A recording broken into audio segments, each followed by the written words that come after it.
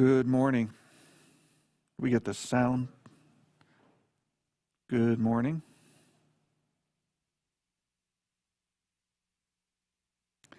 Good morning. I don't believe I'm muted. Are you on the right sound scene? Teaching for adult Bible class? Let me pull it up here. See what's going on. Oh, hey, there we go. Good morning. I guess those of you online heard me talking because we didn't have the volume turned up in here. Technical difficulty, that's all right. Welcome to the adult Bible class. Those of you who are able to join us in person. I know Brother Billy and Sister Elaine are both sick this morning, so our prayers with them that they would be able to recover. We are continuing on in our church history class, and we are picking up all of the different threads that shape this movement that's called Scholasticism.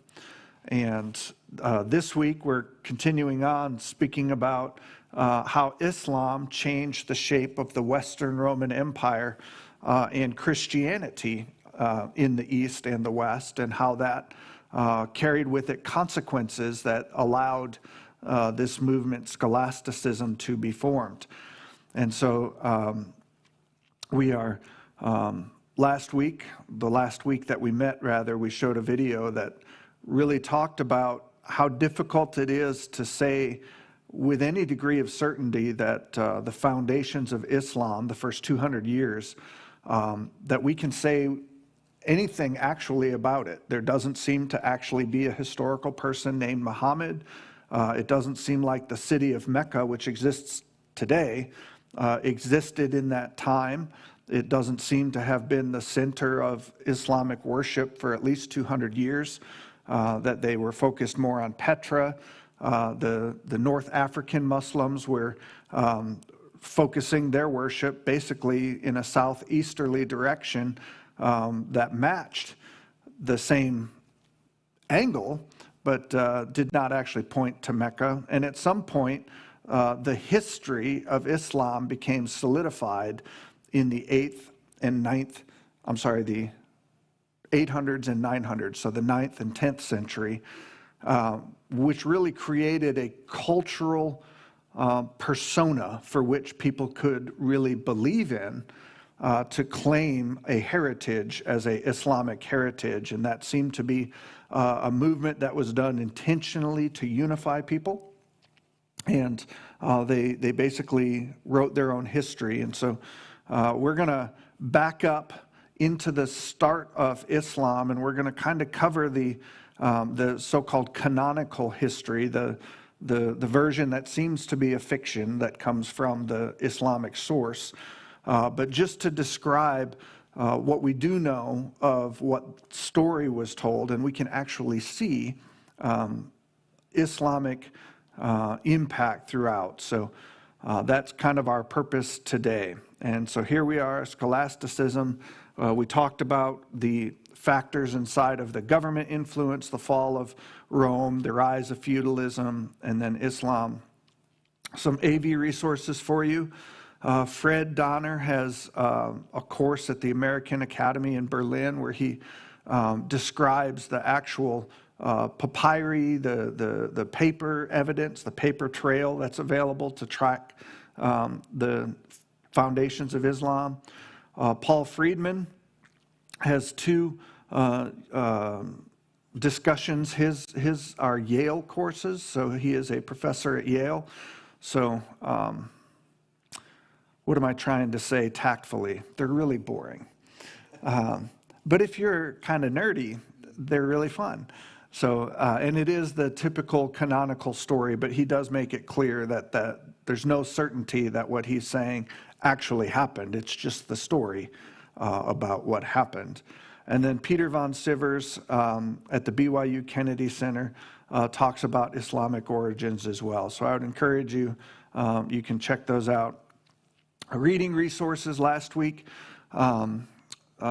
J. Smith, the Dr. Smith who gave the presentation, referenced Patricia Crone's book, Meccan Trade and the Rise of Islam, as basically refuting the whole foundational story about the Islamic development along trade routes, because people would have had to move cargo off of their seagoing ships from India and then move them up 2,000 feet into the mountains to travel through the mountains by land to move them back down 2,000 feet to get them back on a ship.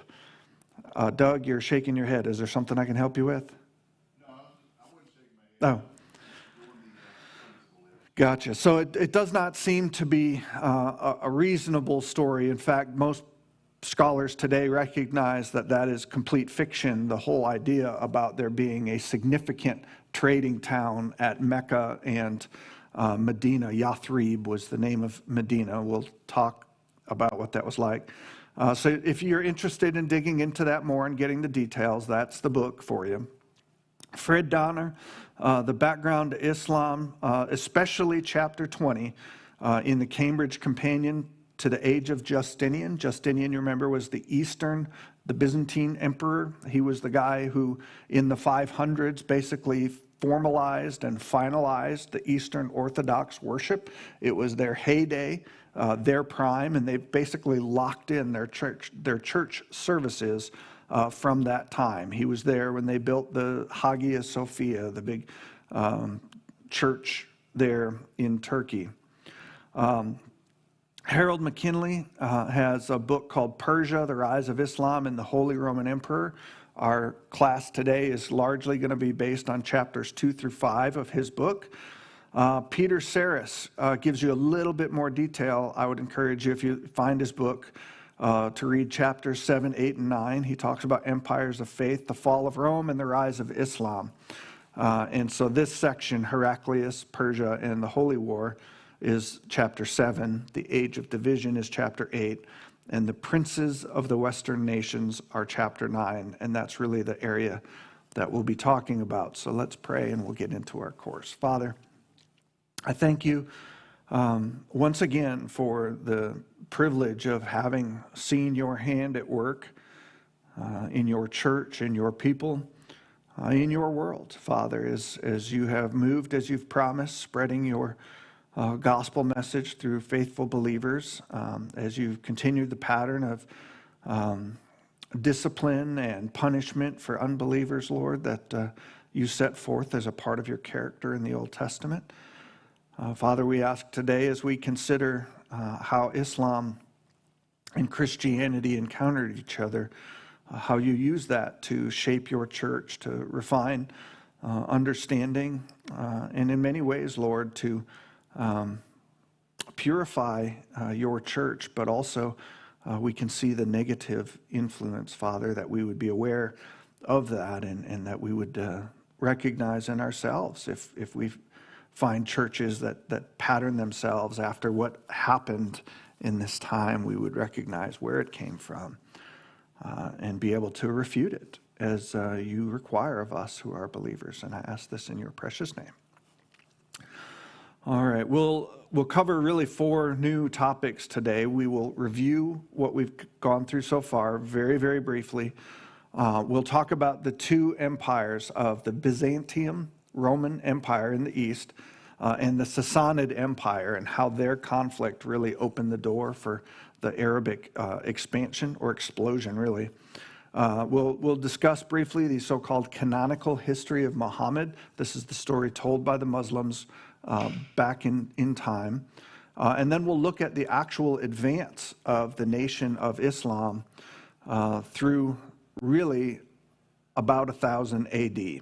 And this is important because when we look at things like the Crusades, for example, they don't make sense if you just start with the Crusades. There's something led up to it, right? Like if you look at the American Civil War and you start out in 1863, doesn't make sense. If you look at the American Revolutionary War and you start out in 1776, you don't have the context for, why were these guys in Boston so mad about a tax on tea, right? There has to be something more important behind it. And so this is part of that background. And then we will look at the contributions of the Nation of Islam and the religion of Islam to culture in general. So remember that the Roman Empire had two real main divisions, an eastern and a western part. The western part was centered in Italy. By this time in history, the capital was in Ravenna, which was just south of Milan. It was in Ravenna because Ravenna was a swamp, and it was hard to fight in a swamp. In the east, the capital was in Constantinople, also known as Istanbul, also known as Byzantium. It was defensible because, one, it had enormous walls, and two, it had something that we're going to learn about today called Greek fire. So the western capital suffered a significant defeat as the Rhone River froze over in 406. Temperature changes, this cooling down period that allowed the river to freeze over also meant that the Huns way out in the areas of China and the Mongolian plain had a hard time finding food. It's cold, you don't grow things. So they pushed south and west, and that forced the Vandals, the Goths, the Berbers, who were all in that area, to come in conflict with them. So they pushed west, and what was to the west but the Roman Empire? And normally you couldn't get across the river because it was too wide and too easy to defend at the places where there were bridges. But when the whole river froze over, they just poured in. And so this ultimately led to a decline, as well as the poor leadership there in the west. And by 476 AD, a Visigothic general had assassinated the Western Roman Empire and mailed the purple cloth, the empire's robe, that robes of the emperor, back to the Eastern emperor, and there no longer was a West. And so what this did is it forced major changes in the economic, judicial, social, and religious practices that were there. There was no such thing anymore as a federal law. If somebody in the kingdom next to yours, which was really just the next city, offended you, there was no rule overall, like the Roman rule, to get anything. There was nobody to keep the roads up in between the cities. There was no army to defend you, just your local little territory. There was no welfare system in place to allow you to have food in the winter months. You had to grow your own food now. And so largely there was this push from the urban centers into rural centers. You also had something called the Justinian plague, which was the bubonic plague that was really decimating city areas and pushing people further out. And so all of these influences pushed people into religious life. And with the feudal system, there was no opportunity to pass down to your heirs any of your family fortune. And so the only way to move up socially would either be to go and make your own fiefdom or become part of the church. The Eastern Empire was trying to maintain control over the Western Empire. They were sending forces in. They were, trying to defend the Western Empire, but they were also facing pressure from their eastern border, the Sassanid Empire. We talked about when Emperor Valerian, who, of course, was not an Orthodox Christian, and this was something that Orthodox Christians pointed out, because he was captured. Remember, we talked about Shapur, that should be a U-R, not an E-R. Shapur the first captured Valerian, and he actually made the Eastern Emperor his footstool as he would get on and off his horse for the rest of his life. And so there was this conflict. Well, in this conflict, you also had a difference in religion. The Persians were what they called Zoroastrian. The Eastern were very Orthodox, and as part of their orthodoxy, the Eastern Romans persecuted Christians who were, or people who called themselves Christians who were not. They were Arians. Remember, Arius believed that Jesus was a created being. He was not God himself. There were also what they called monothelites. Remember, this was something that the Bishop of Augustine believed in. That is, that Jesus had only one divine nature. There were Novatians. Novatius believed in one human nature. There were Nestorians. They believed in two distinct natures and two distinct persons. They persecuted the Jews and they persecuted the pagans. So everywhere that was not a major city, cultural center in the East, was filled with Christians that did not have Orthodox Christian belief. And in Persia, the version of Christianity that really flourished was Nestorianism. And officially in 483, it became their religion. So in the East and in the West, they're going to war against each other, and the Persians, under Khosrow II, invaded most of the Eastern Roman Empire. In fact, I have a drawing here of the Persian Empire leading up to 628. So all of this, you recognize this, the Arabian Peninsula right here, Saudi Arabia, right? Bahrain over here. This is the United Arab Emirates today. You have Qatar, Iraq, Iran over here, Turkey up here. This is Jerusalem, Israel, Palestine, Egypt. This is the Sinai Peninsula right here. So they had pushed and controlled everything over here. Right here is the Black Sea, and this is the Bosphorus Straits. Right here is where Constantinople was. They literally pushed right up to the boundary of where Constantinople was. And they took some major Christian cities: Alexandria, Jerusalem, Antioch, Chalcedon. Think about the councils that happened there. So this expansion continued until there was an emperor in the Byzantine Empire up here by the name of Heraclius, who finally began to push back. And by 651, the government of Persia, so within 30 years, all of this territory completely overthrown. But it was completely overthrown by people who started out down here. Well, why did that happen? How could that happen? Well, it happened because they were fighting a war with the Byzantine Empire, and they basically were so effective at warring against each other, neither one of them could really stand an attack from these crazy Bedouin military men who were invading. And they fell like dominoes. So let's look at how this was said to have started. Muhammad was said to have been born in 570 AD in the city of Mecca in Arabia. Let me go back. Mecca would be right here. Medina would be a little further north right there.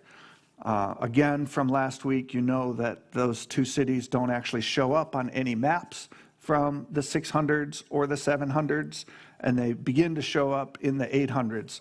So, it's pretty tough to be born in a place that doesn't exist. But it did become a major city. So he's said to have been from a family that his dad died before he was even born. He was sent to live with a wet nurse in the desert. That wet nurse brought him back to his mother when he was like 2 years old, and she did not want him. So she sent him back with the wet nurse, who was part of this traveling caravan group. And so by the time he was 9 years old, his mother dies, and he actually gets brought in by his uncle, a man named Abu Talib. Remember, we spoke about Abu Talib having been pressured into converting to Islam, and the rest of the family wanted him to stay with their tribal religion, and he was the one person who an Islamic person was allowed to pray for that was not in Islam. So Uncle Abu Talib got the best place in hell. He walks around with shoes on that are so hot his brains boil. That's the official story. Or he walks around in fire up to his ankles that makes his brains boil, but I kind of like the shoe story. When he got to be old enough, he married a businesswoman by the name of Khadijah. They had one daughter, Fatima, together. She was a very well-to-do woman, and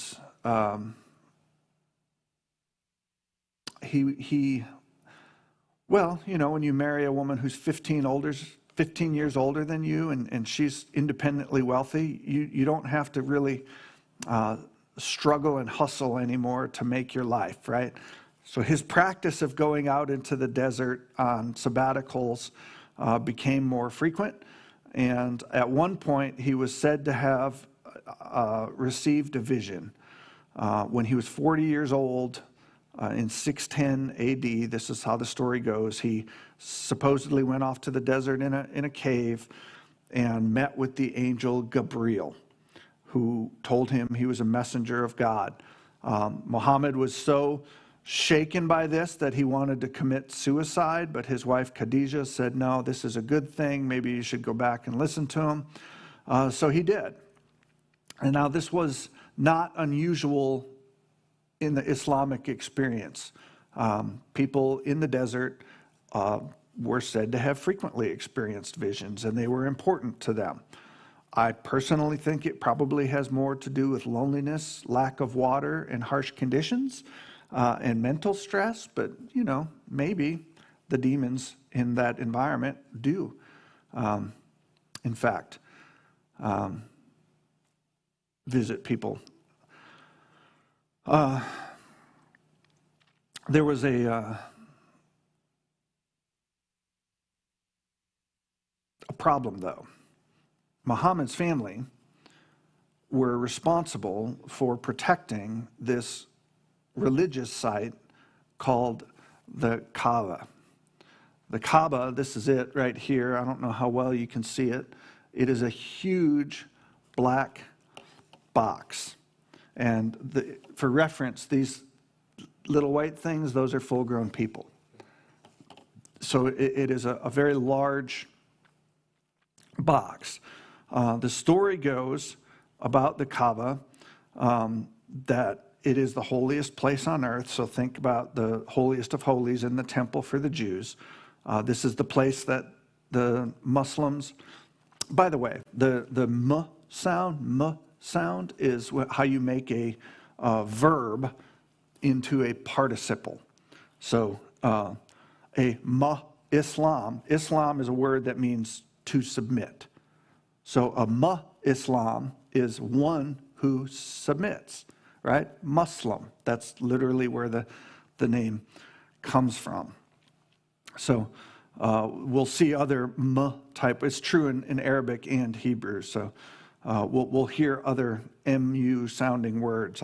When you hear it, you know, you should understand that. So this is the holiest place. It's the place that they're to pray to. It's made of marble and gray stone. It's shaped in a cube. Its name, Kaaba, literally means cube. And the corners of it are aligned with north, east, south, and west. Inside, there's 3 roof pillars, a bunch of silver and gold lamps that are suspended, and there is the one holy artifact that Muhammad allowed to remain inside the Kaaba. It used to be full of idols, but when Muhammad came back to Mecca, he purged all but this one thing, and the one thing that remains is a black stone. Now, the black stone was said to have been a white stone that was in the Garden of Eden, and when when Eve and Adam sinned, the sins of mankind turned the white stone to black, and it was given to Adam when he got sent out of Eden. And so Adam originally built this out of marble, and that's where he kept his black stone. They also have a tradition that says it was built by Abraham and his son Ishmael over the foundations of the one that Adam had built. I guess when the flood happened, it didn't take away the foundations of the original one Adam built. So the problem is Muhammad is receiving this vision about monotheism that says you cannot have any other idols. But his family is responsible for protecting the religious site that holds all the idols. So you can see they didn't really appreciate the, orphan boy saying you can't have all the idols that they're there to protect. So in 622, the people in Mecca, his family especially, decided it's time for you to go. They call this the Hijra, or the journey. And he was told in a vision that he had to leave Mecca to go north 250 miles to Yathrib. I imagine the vision came like, we're going to kill you if you don't leave, right? Like, oh, I received this vision that I must go. So they escape, and the story goes, as they're approaching Yathrib, they stop for a few days outside the city in a place called Kaaba, and Muhammad wanted to see, are these people in Yathrib, later Medina, are they going to be accepting of me?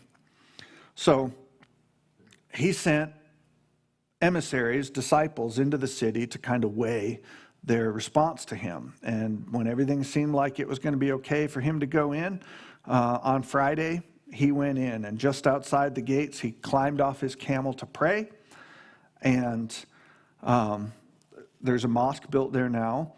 And in fact, Friday is the holy day because that's the day Muhammad rested outside the city of Yathrib.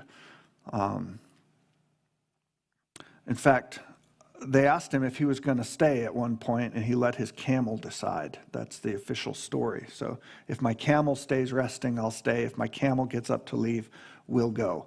So anyhow, the people in Medina al-Nabi, Medinat al-Nabi is the actual name of the city. Medinat is city. So Medina is a city whose name is city. I don't know if we have any cities named city, but it'd be pretty cool if we did. So they shortened Medinat al-Nabi, the city of the prophet, to just Medina. His religion really took off. The Jewish tribes that were there were already committed to monotheism, so one God.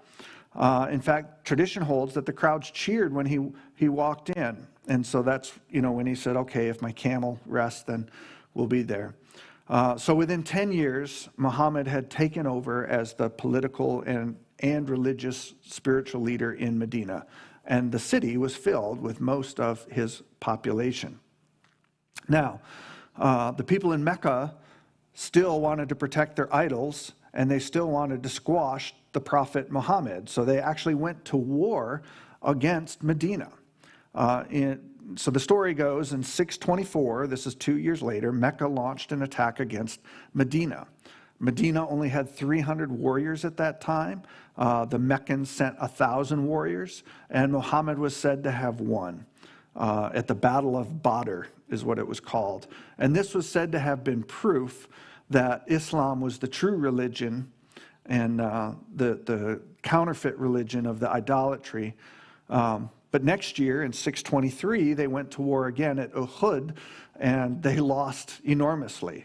Well, how do you explain the loss? Well, the story goes that several of the Islamic warriors, realizing the battle was going in their favor, abandoned warfare to try to gather spoils. That divided their army, and then they got defeated. So they weren't really defeated. They were punished by God for having gone after booty instead of trying to, stick to the true battle. The problem was the Jews who were in Medina when these Meccan wars were going on did not take sides with Muhammad. So the peace treaty that was worked out between the Meccans and the Medinans were, if the Jews, who are also monotheists, say that you, Muhammad, are in fact a prophet, we in Mecca will accept that and will leave you in peace. So Muhammad began to try to convince the Jews in Medina that he really was a true prophet. The problem was he couldn't read and he couldn't write. So his memory of the Old Testament was a little confused. He would get things like Saul and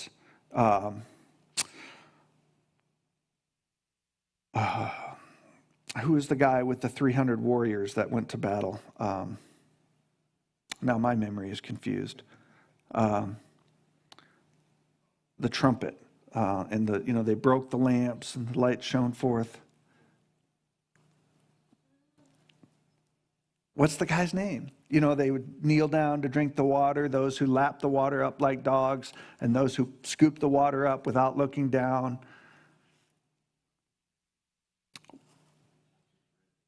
You just read that, and you can't remember it. I can't remember it.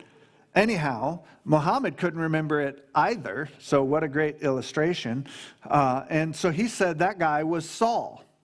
Gabriel. I think it's Gabriel. I think the reason I'm having a problem remembering is because it was Gabriel, the angel, supposedly, that visited Muhammad. And so the Jews said, no, you're not a true prophet. The test in the Old Testament is if a prophet says something that's untrue, he's not a prophet and you should stone him to death.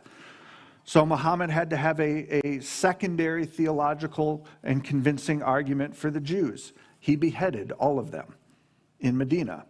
So the preferred method of execution, remember the jihadists, the ISIS warriors that beheaded the Christians on the beach not too many years ago? Why is that the pattern that they follow? Because that's what Muhammad did, right? They're following his example. We're going to read about the Sunnis.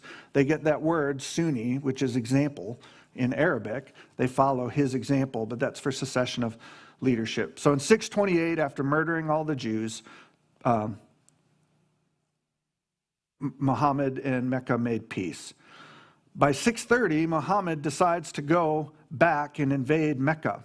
But now he's bringing 10,000 people from Medina. And he had just murdered by beheading all the Jews in Medina.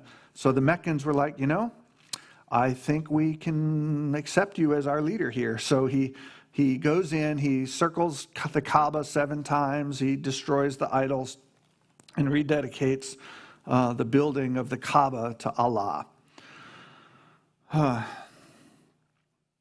Now, why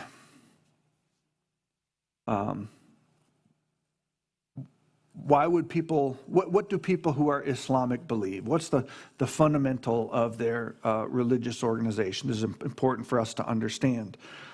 The word Islam means to surrender or to submit. So a Muslim, Islam, is one who is submitting. Their fundamental creed is there is no God but Allah, and Muhammad is his prophet. They say that Muhammad is the greatest of the line of prophets, Noah, Abraham, not Isaac, but Ishmael, and then Gideon. Thanks, Doug. Gideon, not Gabriel. So Gideon. Yeah, he confused Saul and Gideon, among others.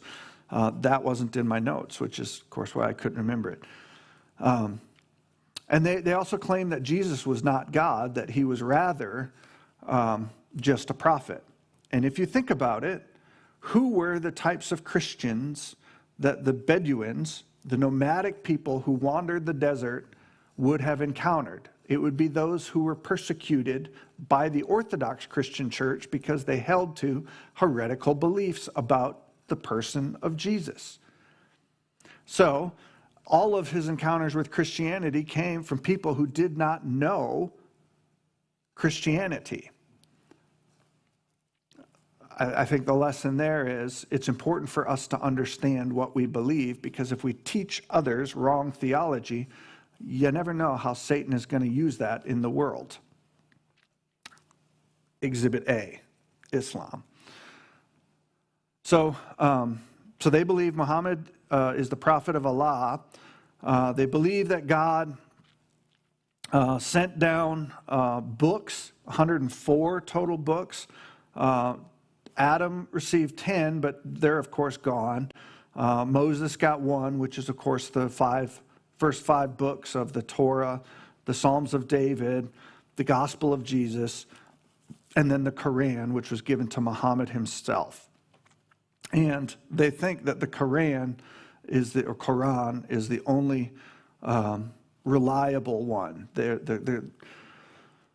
The first claim Muhammad made before executing the Jews was the reason they got the story wrong was because their Old Testament was corrupted, and that he had received directly from God the truth, and then he beheaded him. So the same thing the Mormons say about the Christian Bible, that the reason we don't know that the Book of Mormon is true is because the Christian scripture has been corrupted.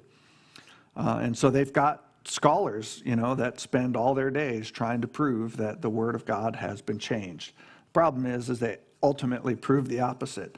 And so it's keep going, guys. Good work.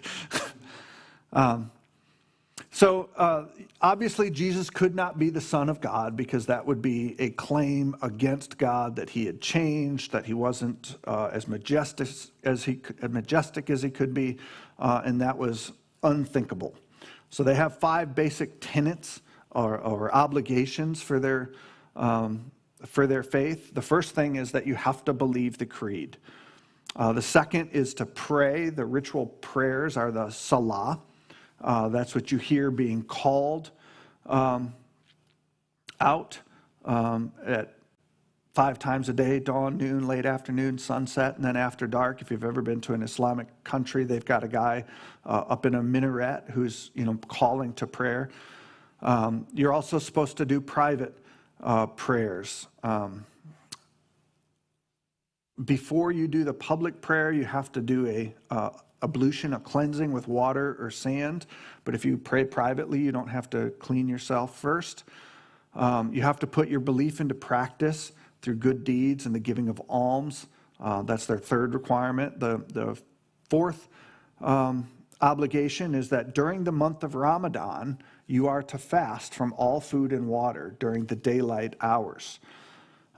In fact, they have a specific definition of what makes daylight. The guy in the minaret has a white and a black thread, and when the light gets dark enough that he can no longer distinguish between the two, that's when it becomes nighttime.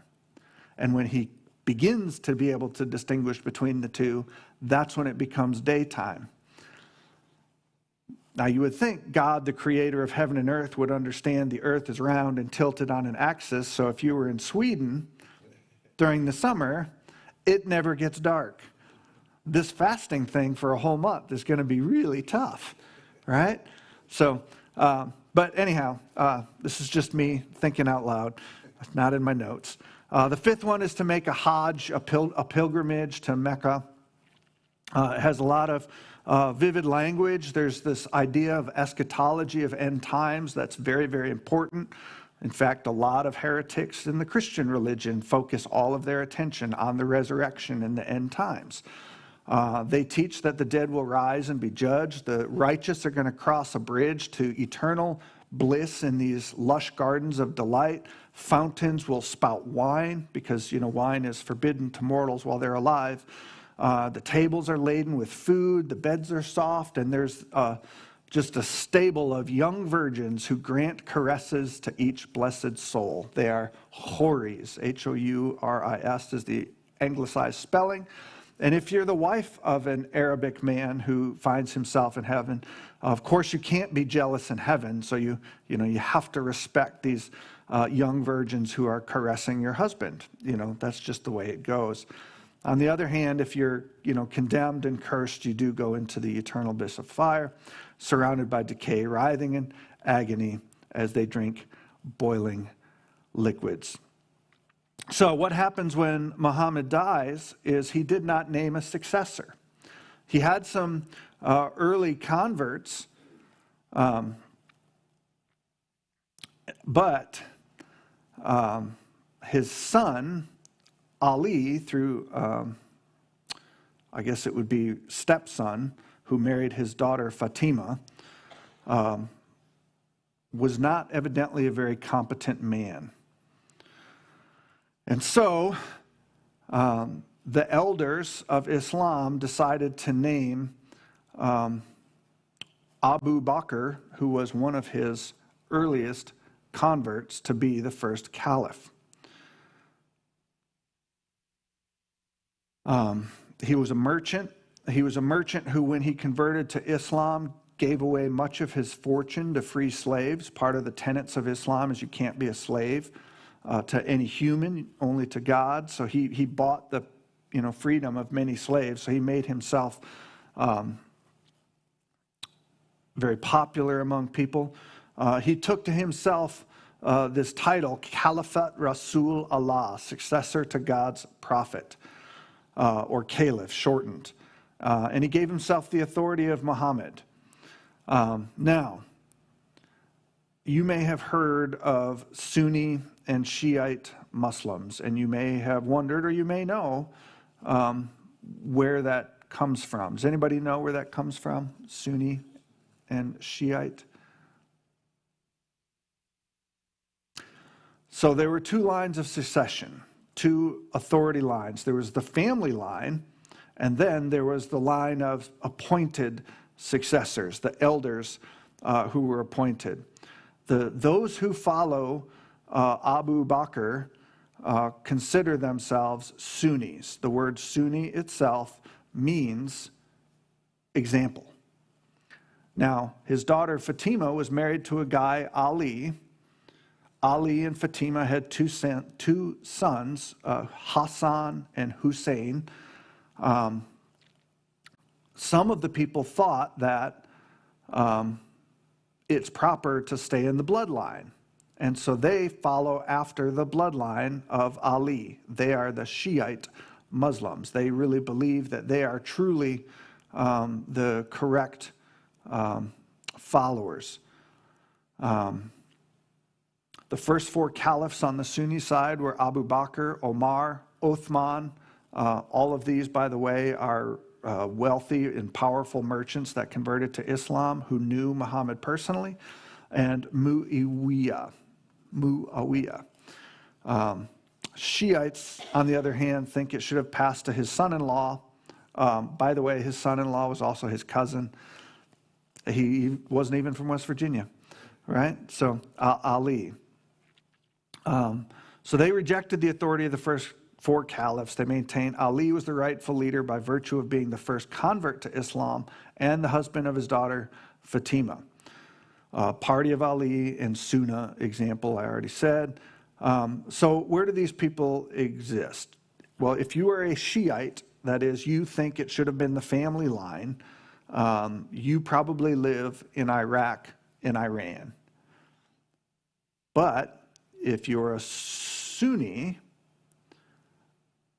you live everywhere else that Islam reigns.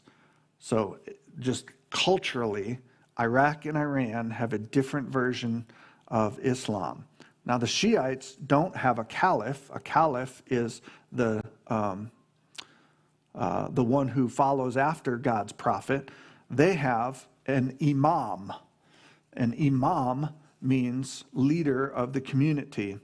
Has anybody ever heard the expression the 12th imam as a eschatological or an end times term for Islam?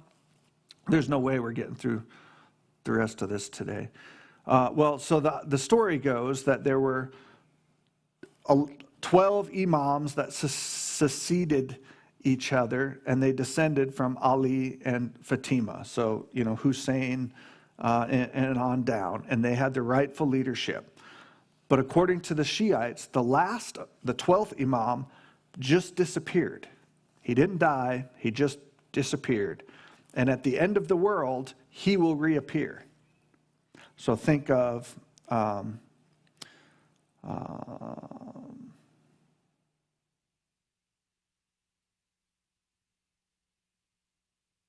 Noah's great-grandfather walked with the Lord. Boy, my brain is just not working today.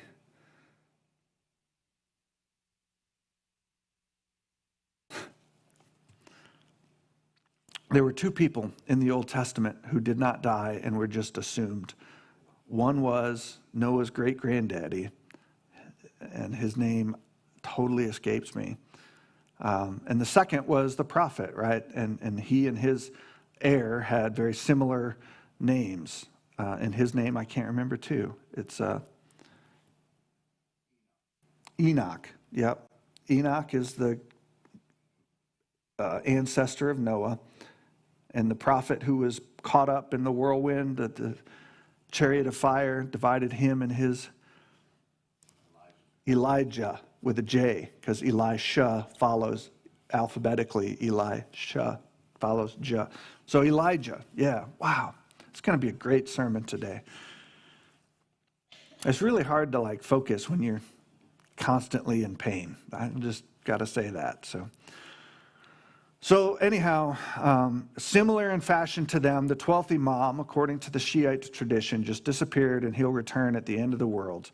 For Sunnis, the Caliph is an elected leader. He is liable to human error and sin, but he's still worthy of respect and obedience. The Shiites, on the other hand, think that Allah himself selected the imams, and so they give the imam absolute spiritual authority.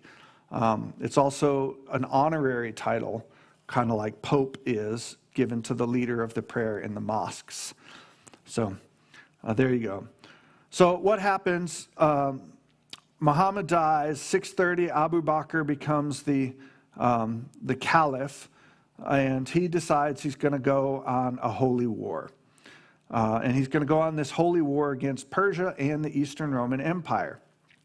And he's got 10 commands that he gives. Let me see. Do I actually? Yeah, I got my notes on, but I'm not seeing my notes. That's interesting. He decides he's going to go on this holy war, and he actually gives a list of 10 commands to his Islamic warriors. He declares, do not cheat and do not steal. Do not betray. This is important because this explains why they were able to conquer so much area so effectively. Imagine you are not a member of the military, you're just living in a city or a region where these Islamic warriors come and invade. And I want to share this because it's different than what might be in your mind today if we were to experience a Muslim invasion of the United States, a military.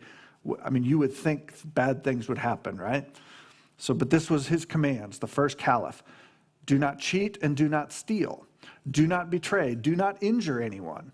Kill no children, women, or old people. Burn no palm trees. Cut down no fruit trees. Do not destroy any harvests. Kill no livestock or camels, unless this shall be to obtain food for yourselves.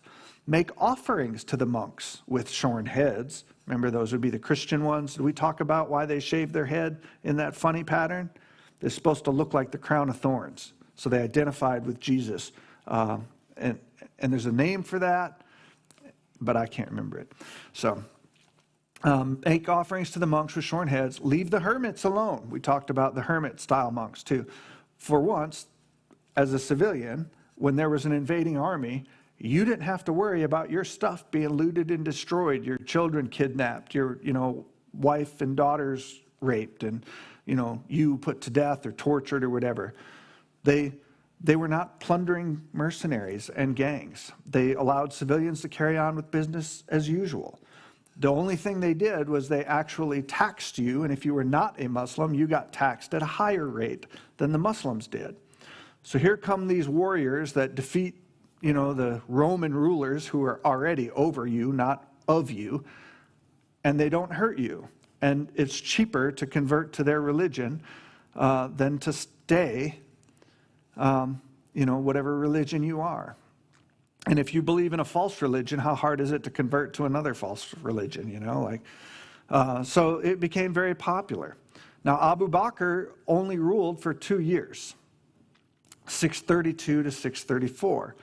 But before he died, he appointed a successor, Omar bin Khattab, who was a Muslim merchant that had known Muhammad. He was in Mecca with him before Muhammad had fled to Medina. So he was an early convert before even the Hijra, right? And he was a member of Muhammad's own Quraysh tribe. So he seems to have all of these qualifications. He's an early believer. He knew Muhammad. He's from the right tribe. So Omar lives for 10. He's just not a blood relative. ruled for 10 years. He was effective, powerful caliph. In Medina, he gave an inaugural speech at the mosque saying, quote, "The Arabs are like a restless camel which one must force to move. On the God of the Kaaba, I swear to you that I shall lead you where you must go." And so they did a good job. They were successful. He directed his strategy from Medina. He had a successful plan of attack. He simultaneously attacked Persia and the Eastern Roman Empire, and basically drove the Persians completely out of Mesopotamia. They took Damascus in 635. He was the first caliph to take the commander of the armies of the faithful, Amir al-Murwas. You may have heard of an Amir, right, in your world news. That means the commander of the army of the faithful. He laid down real strict rules for his subjects. If you were not a Muslim, you could not ridicule the Quran or the Prophet Muhammad. You weren't allowed to marry a Muslim woman. You were not to attempt to convert a Muslim to your religion. By the way, that converting from Islam to another religion is called mushrik. Shirk is the sin of denying Allah or comparing Allah with any other thing. So a mushrik, right, that's like the unpardonable sin. One of the biggest reasons it's so hard to convert in Muslim is they believe that is the unpardonable sin. If they convert to Christianity, they can't take their chances with Christianity because it guarantees failure in Islam. You couldn't wound or rob anyone to help the enemies of Islam. They had to wear separate clothing than the Islams. They were not allowed to build houses that were taller than the Muslims. They could not read their scripture aloud. They couldn't ring bells. The typical pattern to call someone to worship in Christianity at this time was to ringing bells. They couldn't ride horses, but they could ride mules or donkeys. So think of like the Jews in the early part of the Nazi war. They had to wear special badges, live in certain ghettos, couldn't hold certain jobs. They couldn't drink wine in public. They had to hide their pigs from public view because, of course, they were unclean. So 651, Persia falls. And then we have this first schism. Othman, who was the third of the caliphs, was murdered in his own house in 656 AD. Ali, the son-in-law of Muhammad, took over as a caliph and moved his capital from Medina to Al-Kufa, which was founded by Omar. And Ali had a lot of supporters. His primary opponent was this guy Muawiyah, who was a member of the Umayyad clan, who in 640 AD were named the governor of Syria by Othman. Of course, Othman's dead. Now, the thing that's interesting about Muawiyah is he actually happened to be one of the chief enemies of Muhammad. But by the time you get to Uthman, he gets appointed as a governor of Syria. So anyhow, and primarily because he was blood relative of Uthman. What came out was that it actually was Ali that had plotted to murder Uthman, or at least this was the story that was told. So therefore, he couldn't be, the next caliph or imam. He was guilty of murder of the rightful caliph. So what happens in Islam is they have a civil war. Ali's troops marched into Syria. They clashed with Muawiyah's army in the Battle of Siffin at the Euphrates River in 657. On the third day of the battle, Muawiyah was apparently losing. And so what their soldiers did is they attached pages of the Quran to the ends of their spears because the enemy can't hurt the Quran. It's literally the word of God. Like there are Christians today that, treat the Bible like it's a symbol of God's word. Like we treat the American flag. If somebody were to, burn it or step on it in protest or whatever, that because it's a, that's the way they felt about their Quran. So because of that, they couldn't fight anymore, so they had to peacefully negotiate instead of having violence. And so they agreed to this arbitration period. But Muawiyah tricked Ali during the arbitration and named himself the Caliph. And so Ali said, no, that's not right. You can't trick me and win. So the standoff continues. But by this time, Muawiyah had actually gotten stronger than, than Ali. So on they continue. The people get frustrated. The Muslim people get frustrated at this civil war. And so they decide, we're just going to assassinate the both of them. And so they stab Ali and Muawiyah both with poisoned swords. But Muawiyah, while they were at prayer, by the way, but Muawiyah was wearing body armor, and so he doesn't die, but Ali dies. So now Ali's son, Hassan, decides, I said Hussein earlier, but it's Hassan, who tries to step up to be the caliph. But Muawiyah now marches against him. The battle was inconclusive. Hassan then, in the negotiation, agrees to abandon his claim, and Muawiyah becomes the undisputed leader of Islam. But when Muawiyah dies, Ali's second son, Hussein, then decides to go march on the new capital of Al-Kufa to claim he's the rightful caliphate.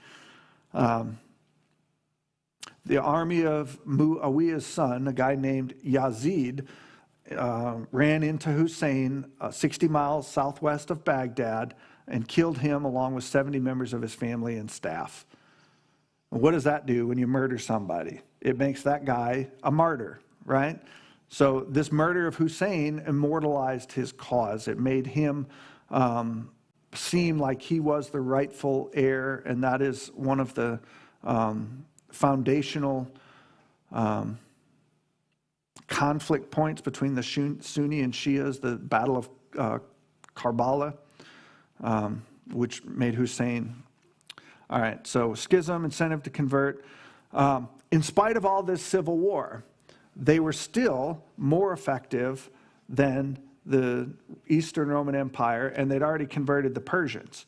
And so now they begin marching through northern Africa, basically completely taking the region without any problem. And they get to, by 711, the far western tip of North Africa, and they're looking north, and what's there? The Straits of Gibraltar, right? The Arabic word Gibber means rock. The Arabic general was Tariq ibn Ziyad, so Gibber al-Tariq, the rock of Tariq. Gibber al-Tariq, Gibraltar.